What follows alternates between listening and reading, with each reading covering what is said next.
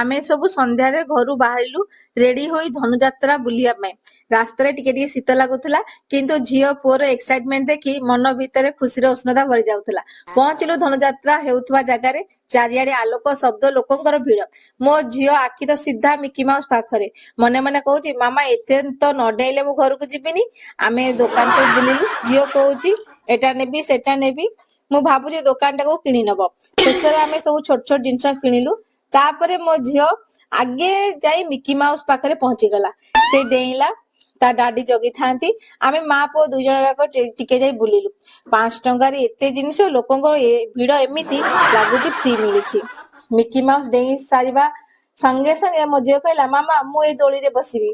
ସେ ଯାଇ ଦୋଳିରେ ବସିଲା, ହସୁଛି, ଉଡୁଛି, ଆଉ ମୋ ପୁଅକୁ ଚିଡଉଛି। ତା ମନ ଫୁଲ ହାପି। କିନ୍ତୁ ମୋ ପୁଅ ପାଇଁ କିଛି ବଡ ଦୋଳି ଆସିନଥିଲା, କିଛି ଏମିତି ଏନ୍ଜୟ କରିବା ପାଇଁ କିଛି ନଥିଲା। ଆଉ ତା ମନଟା ବହୁତ ଦୁଃଖ ହେଇଗଲା। ଯେମିତି ଲାଗୁଛି ସେ ଏକ୍ସାମ ପେପର ରେଜଲ୍ଟ ଖରାପ କରି ଆସିଛି। ମୁଡ ଚେଞ୍ଜ କରିବା ପାଇଁ ସିଧା ଖାଇବା ଷ୍ଟଲ ପାଖକୁ ଚାଲିଗଲୁ। ଲଙ୍କା ଚପ, କଟଲେଟ ଖାଇସାରିଲା ପରେ ପୁଅ କହିଲା, ମାମା ଆଉ ଦୋଳି ଦରକାର ନାହିଁ।